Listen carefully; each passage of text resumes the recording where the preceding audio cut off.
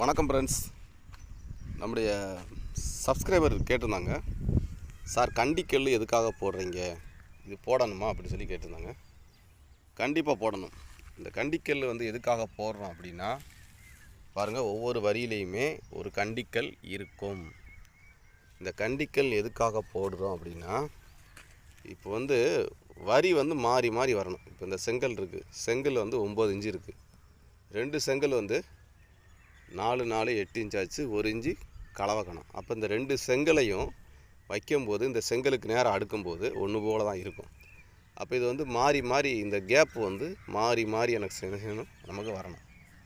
பார்த்தீங்களா, இந்த கேப் மாறி மாறி வரணும். அப்போ எஸ்ஐ அடிக்காதுன்னு சொல்லுவாங்க, இது பெரிய எஸ்ஐன்னு சொல்லுவாங்க.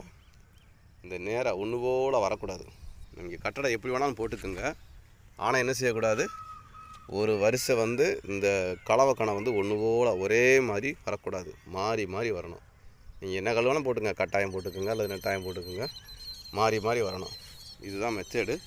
அதனால் கண்டிக்கல் கண்டிப்பாக போட்டே ஆகணும். போட்டால் தான் வரி மாறி மாறி வரும். இந்த கோடு தெரியுது பார்த்தீங்களா, இது மாறி மாறி நமக்கு வரணும். அந்த கண்டிக்கல் போடாமல் கட்டலாமா அப்படின்னு கேட்டால் போடலாம். அதுக்கு என்ன செய்யலாம்னா முக்காக்கல் போடலாம். பார்த்தீங்களா, முக்காக்கல். இப்போ கீழே 2 செங்கல் இருக்கா, அப்போ மேலே முக்காக்கல் போட்டிருக்கோம். இந்த செங்கலினுடைய பாதிக்கு வரணும். அதுதான் கணக்கு. கணக்கு என்ன தெரியுமா, இந்த செங்கலுடைய நீங்கள் வைக்கிற செங்கல் இந்த செங்கலுக்கு பாதிக்கு நிற்கணும். இதுதான் கணக்கு.